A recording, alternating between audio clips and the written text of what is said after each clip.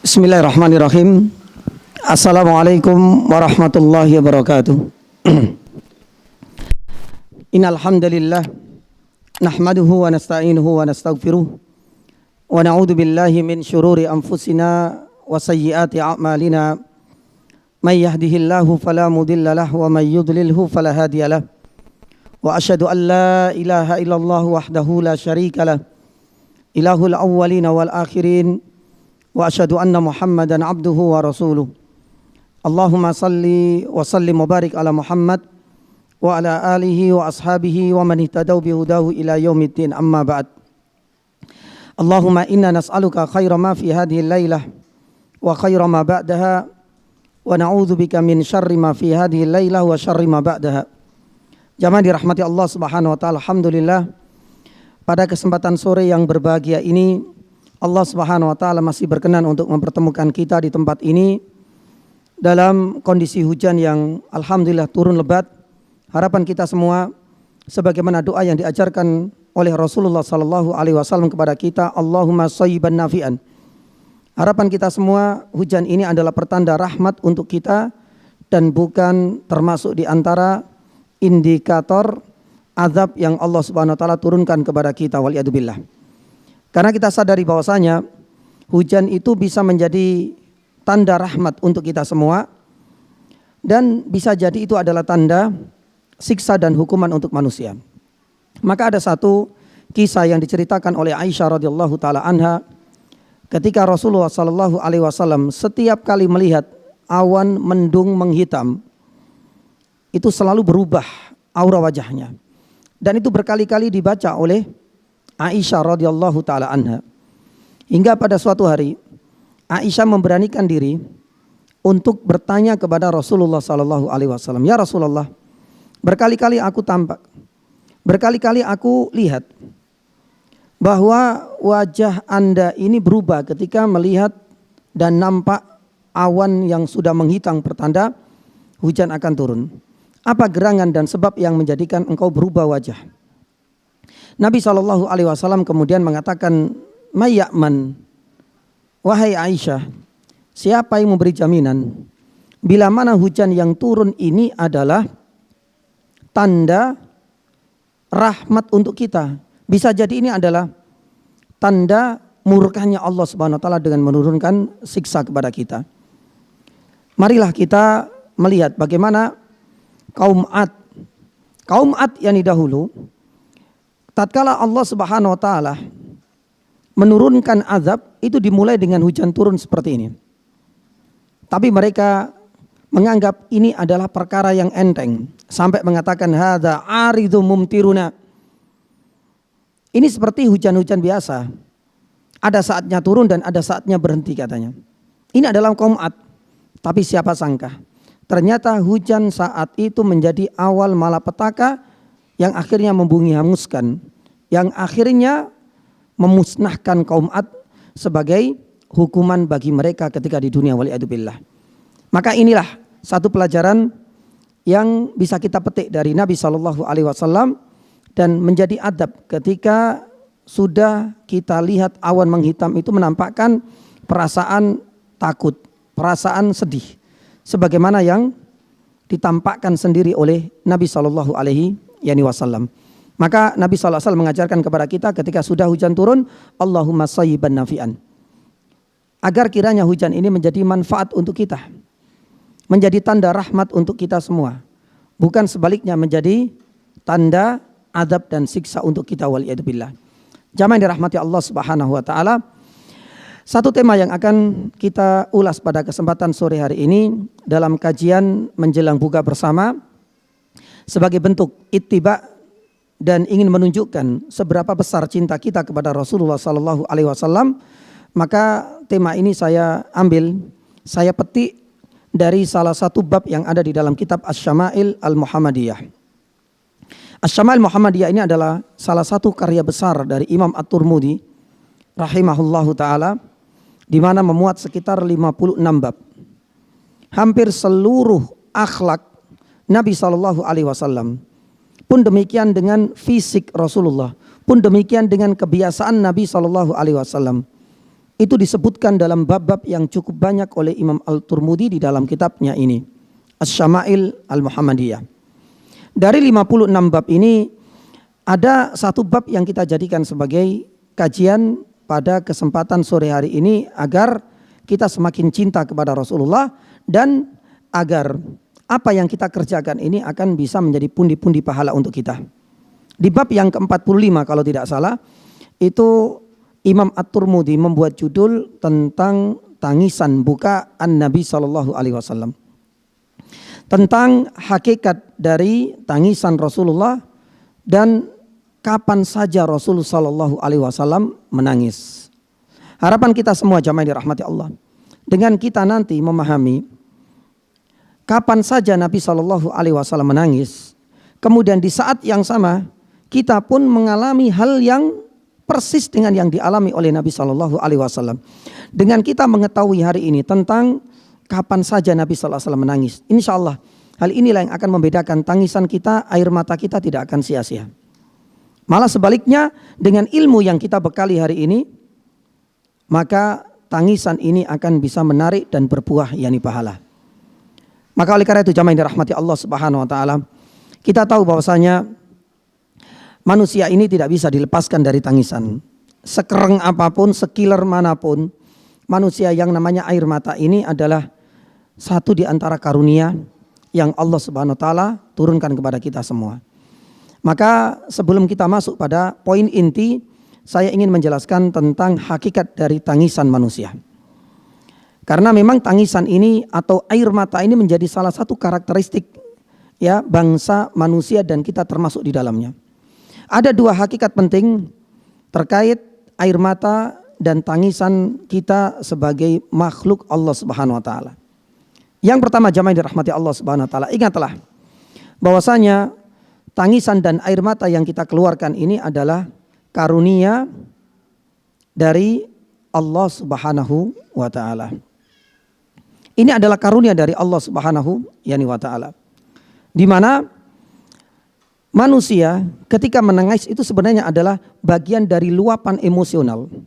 Ketika lesan ini sudah keluh, tak mampu untuk bisa mengekspresikan apa yang tersimpan di dalam hati, maka biasanya air mata ini cukup bisa mewakili perasaan tersebut. Maka oleh karena itu jamaah yang dirahmati Allah Subhanahu wa taala, di saat kita mendapati anak kita menangis misalnya, atau mungkin barangkali istri kita menangis, biarkan. Ini adalah bagian dari karunia Allah Subhanahu wa taala. Dan sebuah karunia itu wajib kita syukuri. Nah, ini adalah hakikat yang pertama dan poin pertama dari tangisan, itu adalah karunia dari Allah Subhanahu wa taala. Maka wajib kita syukuri ketika kita sendiri menangis atau orang yang ada di sekitar kita sedang menangis. Yang kedua, di antara hakikat kedua yang harus kita fahami dari tangisan manusia itu adalah tangisan manusia itu merupakan satu fitrah yang memang Allah Subhanahu wa taala tetapkan semenjak manusia itu dilahirkan. Dan ini menjadi satu ciri khasnya manusia bila dibandingkan dengan makhluk-makhluk yang lain. Maka oleh karena itu jamaah yang dirahmati Allah, tangisan ini juga merupakan tanda kuasa Allah Subhanahu wa taala. Allah Subhanahu wa taala berfirman di dalam surat An-Najm ayat 43. Wa annahu huwa adhaka wa abka. Ingatlah bahwasanya tangisan dan air mata yang kita keluarkan itu bukan karena sekedar kita ini maaf cengeng atau kita ini memang orang yang perasa, bukan. Tangisan ini bukan karena fisik kita dan kesehatan kita yang akhirnya kita bisa menangis, bukan. Tapi kalau kita kaitkan dengan surat An-Najm ayat 43, maka kita akan jumpai disitulah ada rahasia besar dan jawabannya. Wa annahu, bahkan sesungguhnya Allah Subhanahu wa taala sendirilah yang adhaka wa abka, yang menjadikan manusia itu bisa tertawa dan menjadikan manusia pula bisa apa? Menangis. Jadi ini tidak bisa lepas dari peran Allah Subhanahu wa taala. Oleh karena itu Imam Al-Qurtubi di dalam kitab tafsirnya Al-Jami' li Ahkamil Quran, ketika memberikan komentar surat An-Najm ayat 43, dia mengatakan apa? Allah lah yang sebenarnya telah menetapkan dan menjadikan sebab-sebab hingga manusia itu bisa menangis Dan Allah Subhanahu wa taala yang menjadikan sebab-sebab manusia itu bisa tertawa. Maka tangisan, tawa manusia itu tidak bisa lepas dari kehendak dan iradah Allah Subhanahu wa taala, dan itu adalah tafsir dari surat An-Najm ayat 40 yakni 3. Kalau memang demikian jamaah dirahmati Allah Subhanahu wa taala, tangisan itu adalah karunia dari Allah yang wajib kita syukuri. Ketika lesan ini tak mampu untuk bisa meluapkan ya mungkin emosi dan puncak kegembiraan, maka biasanya itu bisa diwakili dengan air mata kita. Dan yang kedua, tangisan itu adalah tanda kuasa Allah Subhanahu wa taala dan menjadi fitrah yakni manusia semenjak dilahirkan. Oleh karena itu, para ulama yakni sepakat yakni jamaah, adanya tangisan sekalipun itu keluar dari laki-laki, seorang petarung hebat, orang yang selamanya terkenal yakni dengan killernya, orang yang terkenal dengan kekuatan fisiknya, orang yang terkenal dengan keberaniannya, itu tidak serta-merta menunjukkan bahwasanya orang yang menangis itu adalah orang yang cengeng, tidak. Kalau kita memahami dua hakikat penting ini. Karena tangisan itu sudah menjadi ciri khas manusia, itu menjadi tanda kuasa Allah dan itu adalah karunia Allah. Maka jangan terburu-buru memvonis seseorang meskipun orang itu kuat secara fisiknya kemudian menangis, kemudian kita mengklaim ini adalah orang yang cengeng, tidak. Oleh karena itu jamaah dirahmati Allah, marilah kita belajar sedikit bagaimana kisah ya para ulama terdahulu terutama dari kalangan para sahabat. Pun demikian kita nanti bisa lihat di dalam beberapa kajian-kajian ilmiah dan riset penelitian para dokter, ternyata tangisan itu bisa memberikan manfaat untuk kita. Ya, bisa membunuh bakteri, juga bisa mengeluarkan racun di saat kita itu menangis. Maka sebenarnya ini adalah karunia dari Allah. Gak usah terburu-buru kita memvonis orang yang menangis kemudian kita katakan itu cengeng. Karena kalau kita lihat para sahabat pun banyak di antara mereka yang menangis jamaah. Sekalipun di saat mereka menghadapi musuh, subhanallah, begitu besar keberanian dan begitu tinggi ya keganasan mereka ketika menghadapi musuh-musuh Allah Subhanahu wa taala. Salah satu contohnya di dalam surat Al-Maidah. Allah Subhanahu wa taala berfirman dalam surat Al-Maidah ayat 83, yaitu di awal juz yang ke-7, wa idza sami'u ma unzila ilar rasuli tara a'yunahum tafidu minad dam'i. Tara a'yunahum minad dam' tafid. Ketika banyak di antara para sahabat itu ternyata melihat sebuah kebenaran yang akhirnya menjadikan air matanya itu meluap karena melihat sebuah kebenaran. Di antara para ulama mengatakan berdasarkan sebab nuzulnya, ternyata air mata ini ada mengatakan berkaitan dengan kisah Raja Najasyi. Ketika melihat kebenaran akhirnya dia menangis. Pertanyaannya, apakah tangisan Raja Najasyi ketika nampak di hadapannya sebuah kebenaran menunjukkan akan kecengengannya, menunjukkan akan lemahnya iman? Tidak sama sekali jamaah. Malah ini menunjukkan akan keberaniannya, menunjukkan begitu besarnya syukurnya dengan nikmat air mata, dan malah menunjukkan kuatnya iman beliau. Di saat yang sama dia meninggalkan kepercayaan dan ideologi masa lalunya. Ketika nampak minal haq, yakni kebenaran, langsung dia menangis. Sebagaimana di dalam perang Tabuk misalnya, Nabi SAW jamaah dirahmati Allah, ketika perang Tabuk ya itu ternyata meninggalkan banyak sekali para sahabat yang harus tertambat di kota Madinah, tidak bisa ikut bersama Nabi. Pemuda-pemuda yang sudah ikut latihan di briefing oleh Nabi SAW, mereka nggak lolos fit and proper test bahasa kita. Mereka tidak bisa ikut oleh Nabi SAW menemani dalam perang Tabuk. Al-Quran mengabadikan di dalam surat At-Taubah ayat 92. Apa firmannya ya nih jamaah? Ya, wala 'alal ladina idza ma atahmil qul ta'ala mahmilukum alaihi. Banyak di antara mereka yang tidak memiliki logistik, tidak memiliki persenjataan, tidak memiliki kendaraan, meskipun secara fisik kuat, akhirnya tidak diloloskan oleh Nabi SAW. Banyak di antara mereka yang menangis. Al-Quran sebagai bukti. Tapi pertanyaan jamaah yang dirahmati Allah, apakah tangisan para sahabat yang tidak lolos ikut berjuang dan berjihad bersama Nabi SAW dalam perang Tabuk menunjukkan mereka adalah laki-laki yang cengeng? Tidak sama sekali. Apakah menunjukkan lemahnya iman? Tidak pula ya nih jamaah. Bahkan itu juga terjadi pada banyak para sahabat. Salah satunya adalah Ibnu Umar radhiyallahu taala anhuma. Ibnu Umar dalam perang Uhud bersama gengnya yang masih muda ya di bawah usia 15 tahun bersama Barra ibnu Azib, Abdullah ibnu Umar, ya ini adalah anak-anak muda yang mungkin usia masih SMP ke bawah. Tapi apa yang terjadi ketika mereka ikut daftar dalam perang Uhud, ditolak oleh Nabi Shallallahu Alaihi Wasallam, ya nih jamaah. Karena ada syarat umur yang tidak terpenuhi. Mereka kembali ke rumah, mereka kembali kepada bapak-bapaknya itu sembari menangis. Bahkan Umar ibn Khattab pun nggak berani pula untuk memberikan syafaat kepada putranya. Karena apa? Perang itu bukan hanya sekedar setor nyawa. Perang itu adalah demi untuk mencapai sebuah kejayaan Islam. Kalau seandainya itu tidak tercapai, maka pilihan yang kedua syahadah. Bukan hanya sekedar kemudian bondo nekat, yakni kita masuk ke medan perang, yang penting dapat syahadah. Itu bukan tujuan utama yang pertama. Disyaratkan jihad itu adalah untuk tegaknya dinul Islam. Maka Umar pun yakni tak kuasa untuk memberikan syafaat. Tapi Nabi SAW tetap tegas bahwasanya usia anakmu wahai Umar, Abdullah ibnu Umar bersama geng-gengnya anak-anak yang masih muda, mereka tidak bisa lolos karena standar peperangan itu ada persyaratan khusus. Salah satunya adalah usia. Mereka semua menangis. Pertanyaannya, apakah anak-anak kecil seperti ini yang baru beranjak dewasa ketika menangis menunjukkan lemahnya iman mereka, menunjukkan mereka adalah anak-anak yang cengeng? Tidak sama sekali, ya nih jamaah. Maka oleh karena itu jamaah yang dirahmati Allah Subhanahu wa taala, dua hakikat ini sangat penting untuk kita pahami. Tatkala kita menangis, sadarlah bahwasanya ini adalah kuasa dari Allah Subhanahu wa taala. Wa annahu huwa adhaka wa abaka. Dan ketika kita menangis, anak kita menangis, ingatlah itu adalah bukti dari karunia dari Allah Subhanahu wa taala yang wajib kita syukuri. Dan ingatlah, tidak semua orang yang menangis itu menunjukkan lemahnya iman mereka, menunjukkan cengengnya mereka. Ya, asalkan tangisan-tangisan itu tidak menunjukkan ketidakridhoan mereka atau kekecewaan mereka terhadap apa yang sudah ditakdirkan oleh Allah Subhanahu wa taala. Kalau memang demikian tangisan yang menunjukkan ketidakridhoan, kekecewaan mereka terhadap takdir Allah Subhanahu wa taala, maka ini adalah tangisan yang bisa menarik yakni dosa, bukan yakni pahala.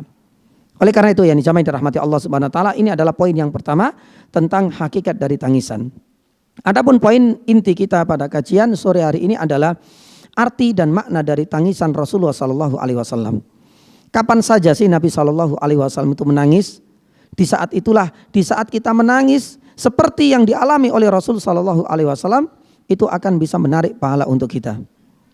Yang pertama, Nabi sallallahu alaihi wasallam jamaah dirahmati Allah, ya, menangis itu sebagai rasa rahmat, sebagai wujud kasih sayang terutama kepada orang-orang yang dicintainya. Ya. Nah, di dalam sebuah riwayat Rasulullah sallallahu alaihi wasallam pernah menangis ketika ditinggal orang yang dicintai, yaitu putranya sendiri Ibrahim. Ibrahim ini adalah putra yang lahir satu-satunya dari rahim Maria Al-Qibtiyah, karena selebihnya putra Rasul dan putri Nabi sallallahu alaihi wasallam lahir dari rahimnya Khadijah. Ibrahim ini lahir di kota Madinah di tahun yang 8 Hijriah. Dalam usia yang masih belia, Allah Subhanahu wa taala jemput. Dan ini menjadi pelengkap sebenarnya ujian bagi Nabi sallallahu alaihi wasallam yang sebelumnya seluruh putra-putranya dijemput ajalnya oleh Nabi sallallahu alaihi wasallam. Mulai dari Qasim meninggal, Abdullah juga meninggal, sampai Ibrahim. Makanya hanya menyisakan putri-putri Nabi sallallahu alaihi wasallam. Oleh karena itu, kalau kita baca di dalam tafsir surat Al-Kautsar ayat yang ketiga, ya, inna syani'aka huwal abtar, ini ada kisah yang berkaitan dengan kematian seluruh putra Nabi sallallahu alaihi wasallam. Karena bagi bangsa Arab kala itu kalau nggak punya anak laki-laki, meskipun punya anak 8, 10, 50 anak perempuan, itu sudah nggak dianggap sama sekali. Karena anak laki-laki itu dianggap spesial, salah satunya itu bisa meneruskan terah keluarga, bisa menurutkan nasabnya, bisa menjadi izzat dan kemuliaan keluarga besarnya. Tapi kalau anak perempuan secerdas apapun, secantik apapun, itu tidak dihargai sama sekali. Makanya inna syani'aka huwal abtar, ini menjadi celah bagi orang-orang kafir membuli Rasulullah SAW ketika putra-putra Nabi SAW dijemput ajalnya oleh Allah Subhanahu Wa Taala. Nah, di dalam kisah wafatnya Ibrahim ketika Nabi SAW hijrah, Nabi SAW menangis Tapi di sini para sahabat itu ada yang kemudian sanksi dengan tangisan Rasulullah. Kenapa demikian jamaah? Karena para sahabat banyak yang meninggal dalam peperangan. Tapi Nabi SAW tetap menunjukkan ketegarannya. Nabi SAW tetap menunjukkan sebagai pemimpin yang punya leadership tinggi. Dia tidak gampang untuk mengeluarkan air matanya. Ini biasa, kematian dan semua orang pasti akan menuju ke sana. Tapi giliran Ibrahim itu meninggal, Nabi SAW menangis. Makanya disebutkan dalam riwayat Sa'ad itu sampai kemudian bertanya kepada Rasulullah, karena ini menjadi apa? Menjadi bahan gremengan para sahabat yang lain. Kok gimana Nabi SAW menangis? Para sahabat itu banyak yang sudah meninggal dalam peperangan, Nabi SAW gak pernah menangis. Ini cuma satu orang menangis. Akhirnya Nabi SAW menjawab apa? Ini adalah jenis tangisan Nabi SAW yang pertama. Ini adalah tangisan rahmah. Ini adalah bentuk kasih sayangku kepada orang-orang yang aku cintai, kepada orang-orang yang telah meninggalkanku, yaitu Ibrahim. Makanya dalam redaksi yang lain Nabi SAW mengatakan apa? Innal aina tadma. Sesungguhnya mata itu punya hak untuk mengeluarkan air mata. Maka jangan sampai kemudian kita tahan, bahkan kemudian kita paksa anak kita, istri kita nggak boleh menangis. Kalau seandainya mereka mau menangis, biarkan. Makanya dalam sebuah riwayat, subhanallah, Syekh Utsaimin rahimahullah ta'ala itu pernah mengatakan demikian. Kalau seandainya kita mendapati anak kita, santri kita, atau mungkin barangkali istri kita ingin menangis, biarkan, gak usah ditahan. Karena itu adalah bagian dari luapan emosional di saat mungkin kata-kata dan lisannya tidak mampu untuk melampiaskan apa yang ada di dalam hatinya. Maka jamaah dirahmati Allah Subhanahu wa taala. Nabi SAW mengatakan innal aina tadma. Mata kita punya hak untuk menangis. Wa innal qalba la yahzan.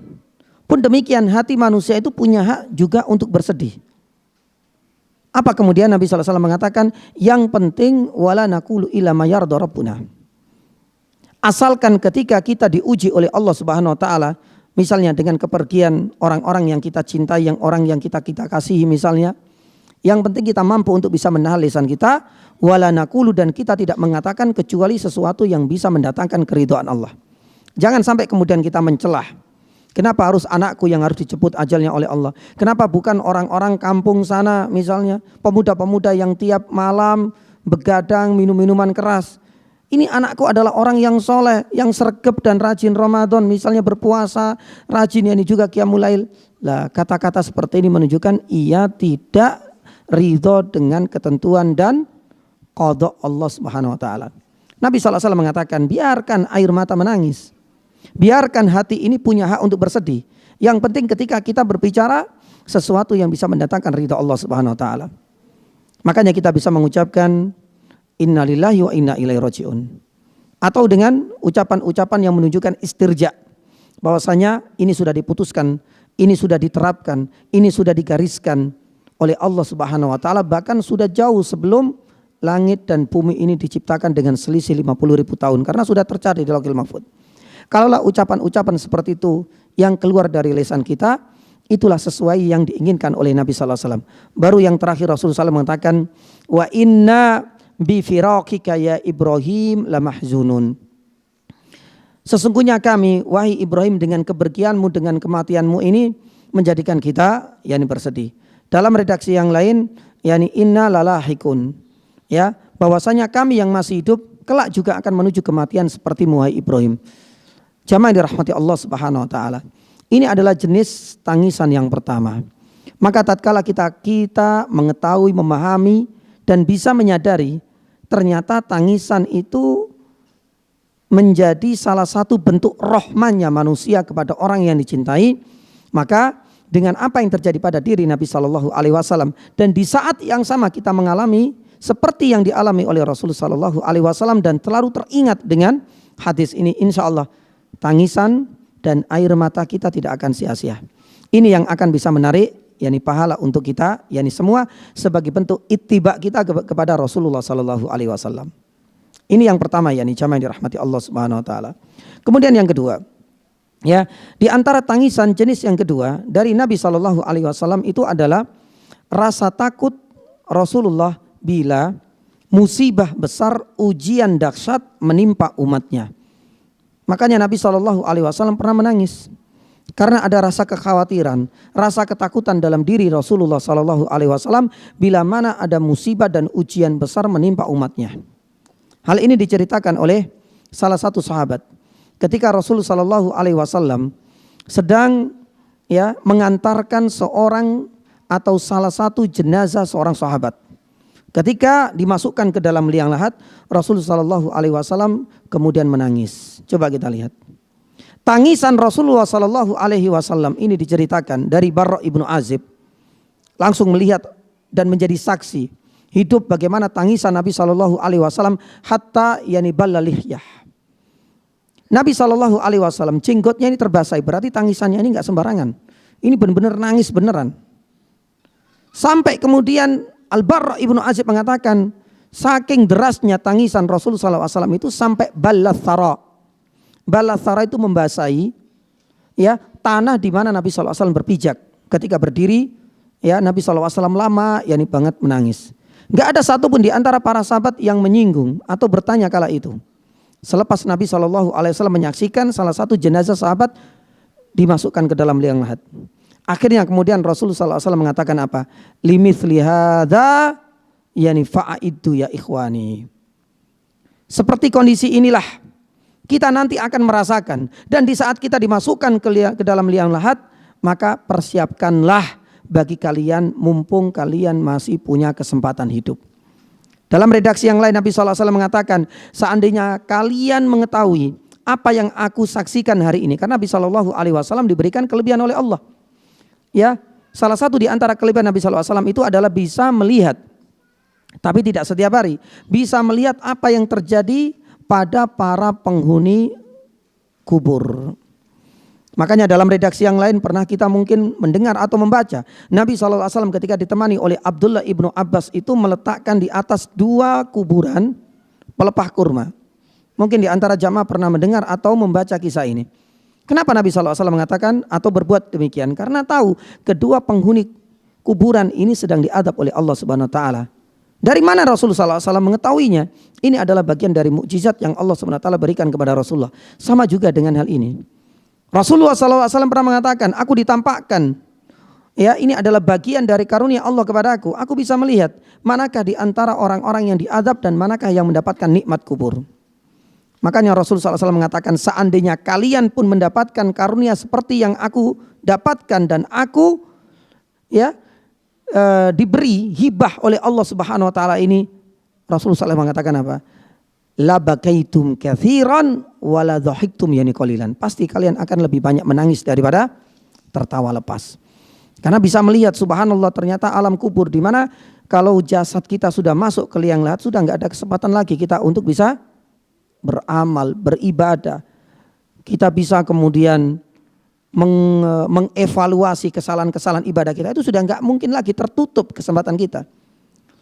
Maka oleh karena itu Nabi SAW ketika menangis beliau mengatakan limithli hadza ya ikhwani fa'aidu, bagi kalian yang masih punya kesempatan hidup, ini adalah kesempatan bagi kalian untuk menyiapkan bekal sebanyak-banyaknya.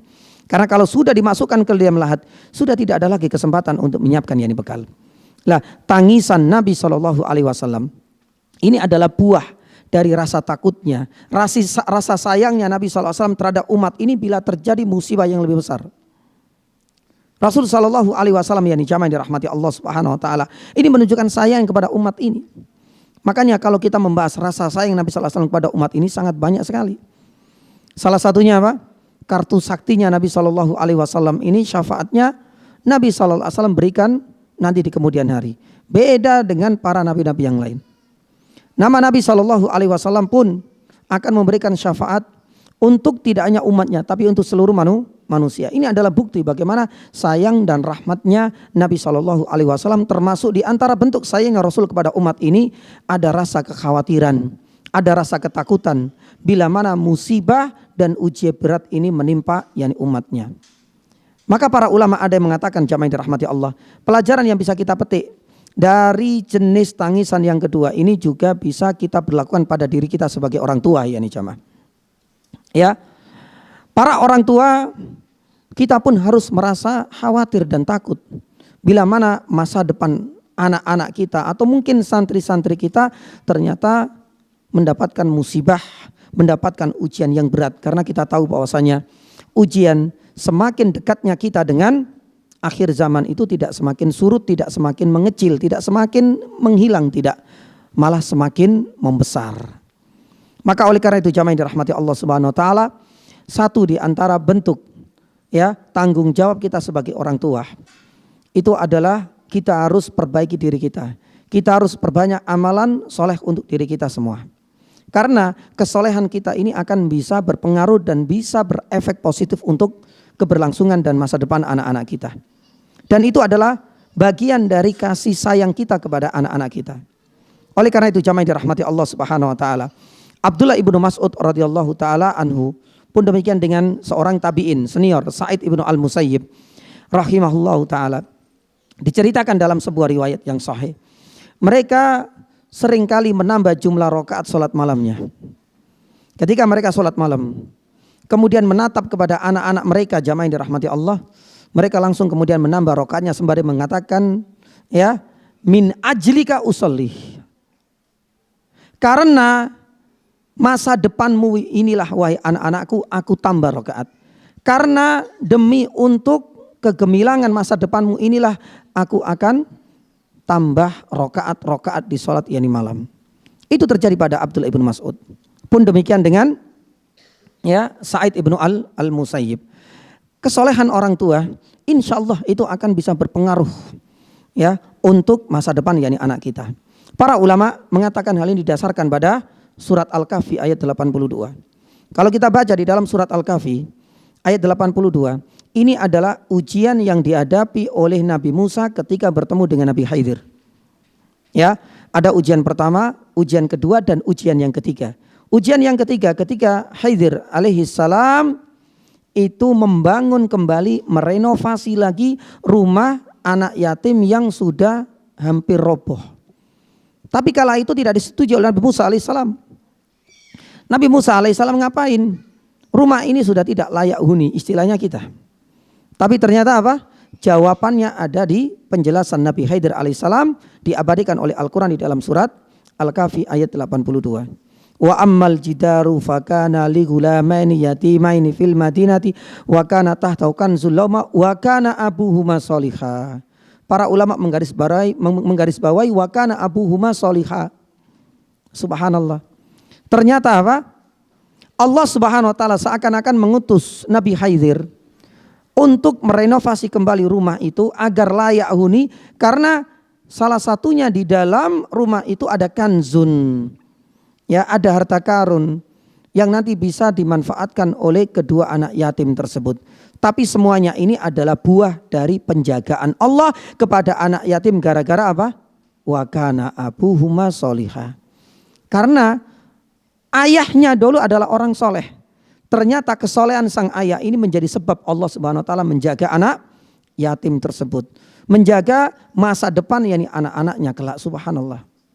Maka oleh karena itu jamaah yang dirahmati Allah, Allah Subhanahu wa taala juga berfirman di dalam surat yakni Fussilat, innal ladzina qalu rabbunallah tsumma istaqamu tatanazzalu alaihimul malaikatu alla takhafu wa la tahzanu wa absyiru bil jannati allati kuntum tu'adun. Bagi orang-orang yang beriman, kita orang tua misalnya, bagi kita yang selalu istiqomah di atas ketaatan dan kebenaran, insya Allah nggak akan sia-sia. Bahkan inilah yang akan bisa berguna untuk anak-anak kita jamaah. Allah Subhanahu wa taala firman dalam surat Al-Fussilat ini, maka orang-orang yang istiqomah itu akan diberikan kabar gembira oleh malaikat. Tatanazzalu alaihimul malaikatu. Yang pertama, alla takhafu. Orang yang selama di dunia beriman dan istiqomah, alla takhafu. Kalian semua itu nggak usah khawatir, nggak usah takut. Takut dengan apa? Perjalanan akhirat memang panjang, memang sangat berliku, ujiannya memang sangat berat, durasinya juga sangat lama banget. Tapi bagi orang yang istiqomah selama di dunia, malaikat sudah ngasih bocoran kabar gembira, alla takhafu, nggak usah takut. Wala tahzanu, malaikat juga memberikan kabar gembira, ente nggak usah bersedih. Para ulama ilmu tafsir mengatakan apa ya nih jamaah? Ente nggak usah bersedih dengan orang-orang yang engkau tinggalkan, termasuk anak istrimu. Istiqomahmu inilah yang akan menjadi jaminan dari Allah Subhanahu wa taala, penjagaan dari Allah untuk mereka. Dan itu selaras dengan apa yang dilakukan oleh Nabi Khidir alaihissalam ketika membangun. Karena ini adalah bentuk penjagaan dari Allah, efek dari abuhuma yani salihah. Pun demikian dengan kita yani jamaah yang dirahmati Allah. Tunjukkan rasa sayang kita kepada anak-anak kita. Meskipun itu dengan air mata, meskipun itu mungkin barangkali dengan jumlah rakaat, meskipun itu dengan puasa-puasa sunnah kita, insya Allah hal itu akan memberikan efek positif untuk keberlangsungan anak-anak kita, karena Allah Subhanahu wa taala akan menjamin penjagaan untuk mereka semua. Maka jangan sampai kemudian terlintas dalam benak kita yang kita pikirkan itu adalah masa depan untuk urusan duniawi, jangan. Ya, yang kita pikirkan adalah kekhawatiran mereka bagaimana menghadapi ujian yang tentunya lebih berat. Bagaimana nanti mereka menjaga kesolehan, bagaimana mereka menjaga sholatnya, bagaimana nanti mereka itu bisa menghafalkan Al-Quran. Karena ujian dunia tentu lebih berat di usia-usia mereka 20-30 tahun mendatang.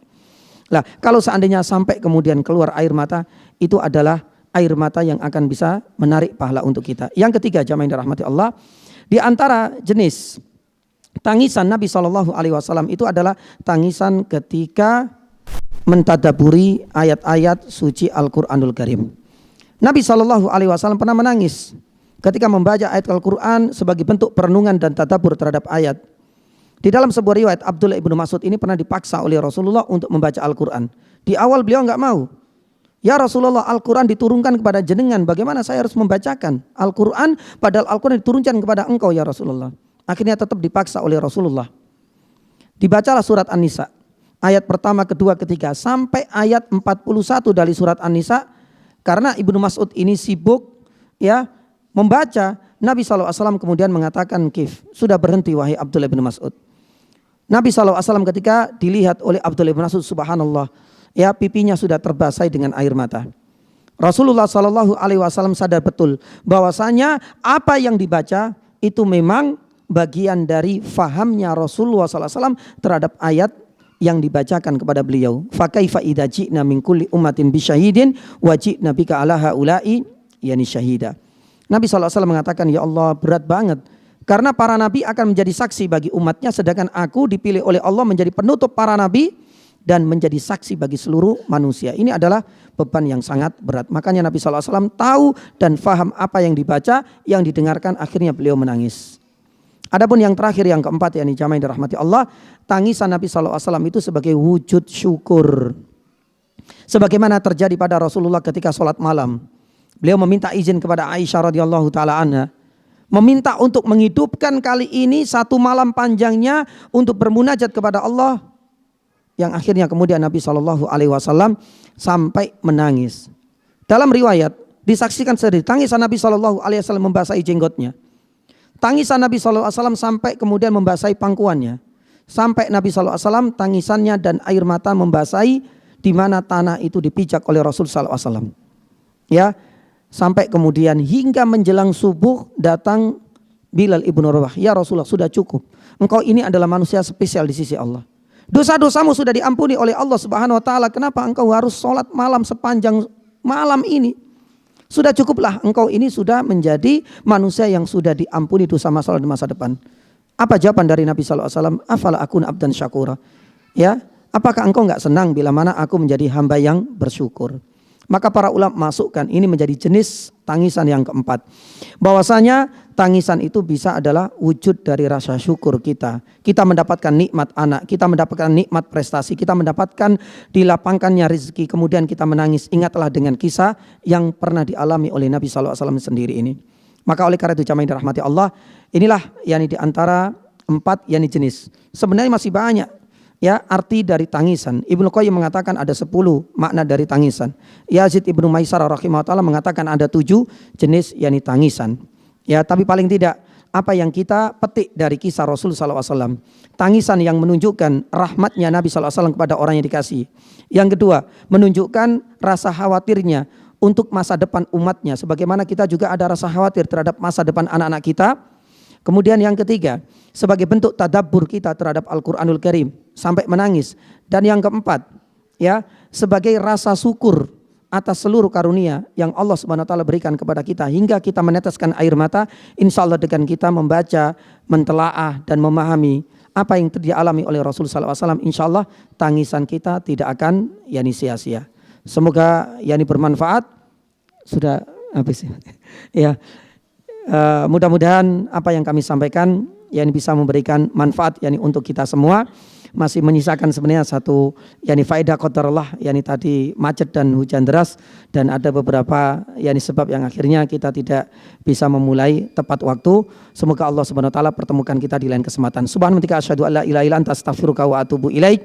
Wa sallallahu ala nabiyyina Muhammadin wa ala alihi wasallam. Assalamualaikum warahmatullahi wabarakatuh.